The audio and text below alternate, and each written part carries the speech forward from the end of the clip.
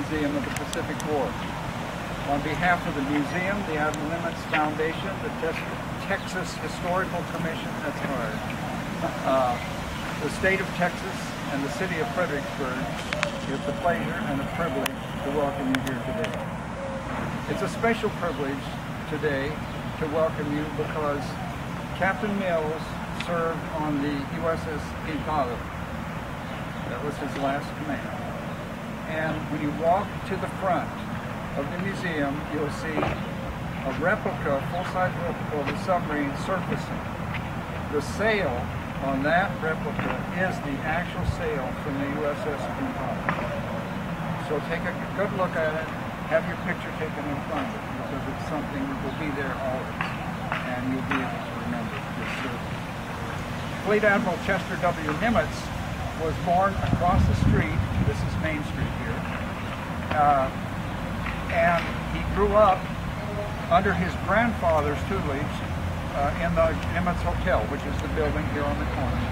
His grandfather had been in the German Merchant Navy as a young man, and when he came to Texas as one of the early immigrants in the 1840s, he built the hotel and put the facade you see on it now so it looked like a forecastle of a sailing ship. Later on, the hotel was modernized. They took all that stuff off and put yellow brick on it, like everybody did in the 50s. And so in 1966, just before his death, Admiral Nimitz was asked if that hotel could be opened as a museum in his honor.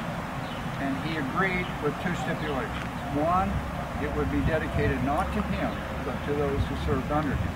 And second, it would be restored to its original steamboat hotel configuration. And so that's how you see it today. It was the center of all focus of all public life in Fredericksburg. The ballroom was the scene of weddings and celebrations of all different kinds, including the 100th anniversary, and then in 1996, the 150th anniversary of the founding. In the Admiral's honor, the museum created a motto in 1968, which has been our motto ever since. And that motto is, we inspire our youth by honoring our heroes. And that's why we're here today, to honor one of our heroes. There's nothing new in this. The people of ancient Athens believed that their youth should be inspired with the patriotic acts of those who went before them. And that's what we try to do here. This museum is dedicated to telling the story of all those millions who went to war on behalf of their nation and who served so valiantly.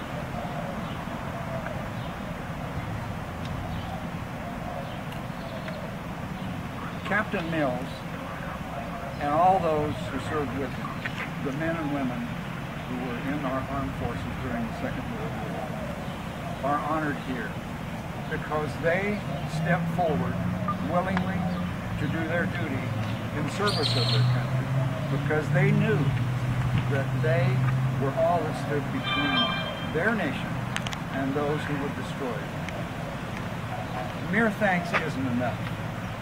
We can't say thank you for that, but we can honor those sacrifices, those lives that were lost, and the parts of their youth that was given to their country during that time. That's a sacrifice too, and it's one we must never forget. We honor Captain Mills today for his service to our country and for his sacrifice. He spent 27 years in the United States Navy. He served on, I believe, 5 different ships, boats actually. And we want this plaque that you're going to dedicate today to be a reminder to everyone who sees it of the sacrifices and devotion to duty and country represented by all these plaques that honor so many, especially this one, because this is one people will see as they walk out of the museum going to the Memorial Garden, or as they come this way from the Nimitz Hotel. hotel, or the museum, just completed a 3-year renovation that cost $3 million of the hotel. It's now dedicated to the city of Fredericksburg, its history, and the history of the Nimitz family. I'm sure the Admiral would understand. It still isn't dedicated just to him, but to the family and the town in which he grew up. We also recently opened the George H.W. Bush Gallery of the Pacific War. We moved our exhibit space from 22,000 square feet to 62,500 square feet. It tells the story of the entire war from December 7, 1941 through August 15, 1941. All this is done to honor our heroes, those who stepped forward to serve their country in the time of its greatest need. Today, the United States still has warriors around the world, still offering up their lives on our behalf. We owe Captain Mills, and we owe them our everlasting respect, our gratitude, and most of all, our support. I thank you very much for being here today. May God bless you all, and may God bless the United States of America. Thank you.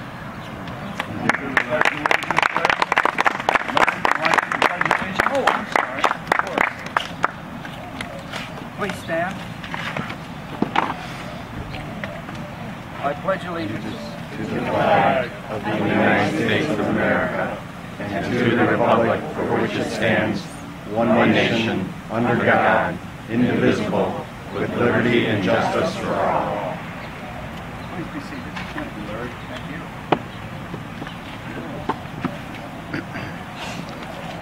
Well, Larry stole my speech. You're right.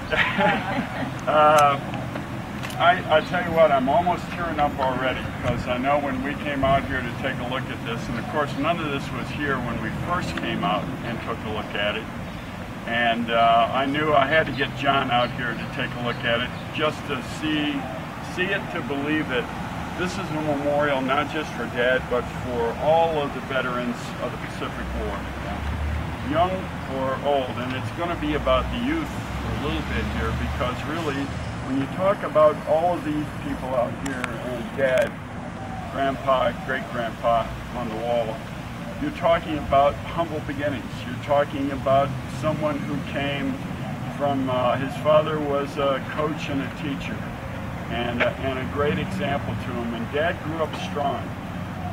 He grew up a strong swimmer. He grew up a strong boxer. He grew up a strong football player, but most importantly, strong of character, as the oldest son of his family.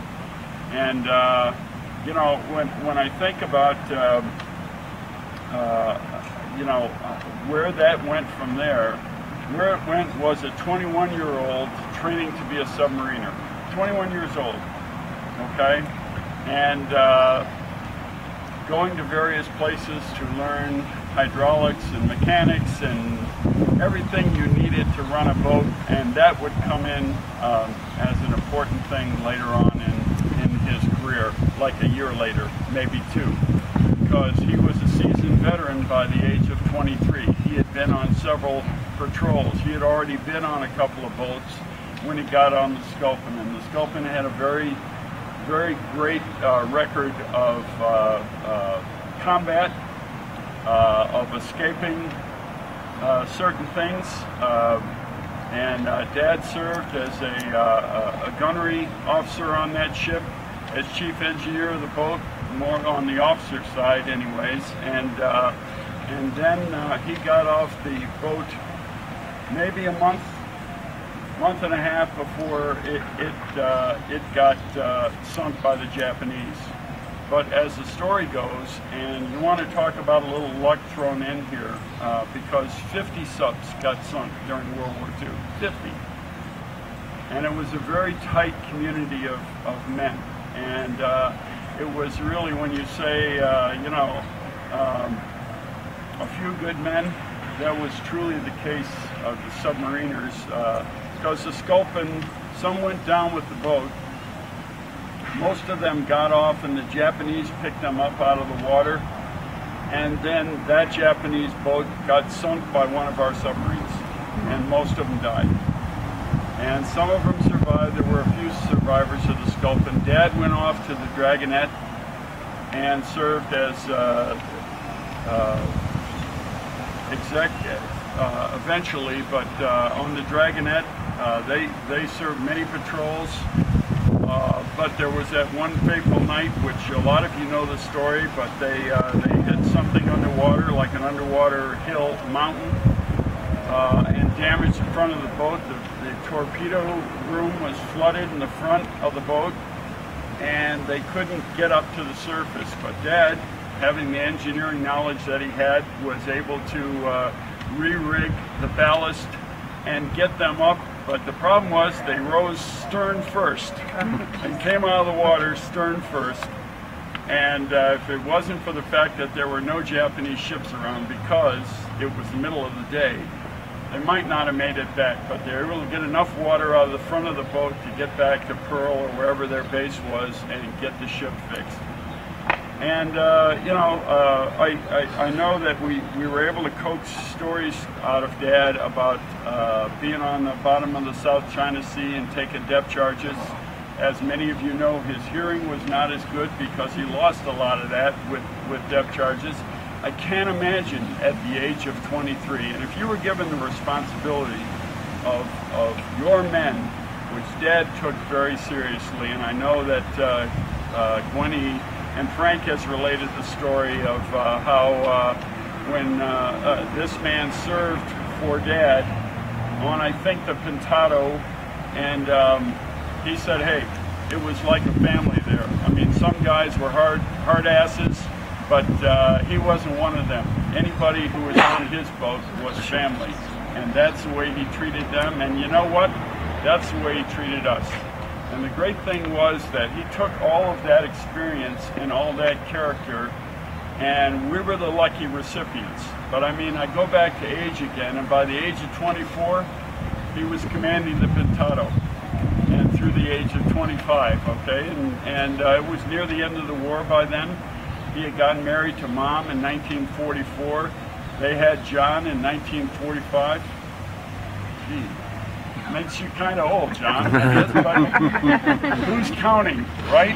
I'm in no position to count, believe me. But the deal was that he stayed in the service, served through 1968 when he retired, but through that time became a commander and then a captain, ran the Broadhead Naval Armory in Detroit, as many of you know. So, you know, he was a hero, but he'd never want you to call him a hero because he was just one of these humble guys and girls out here who served their country in time of war. And he considered himself one of the lucky ones, and that was great.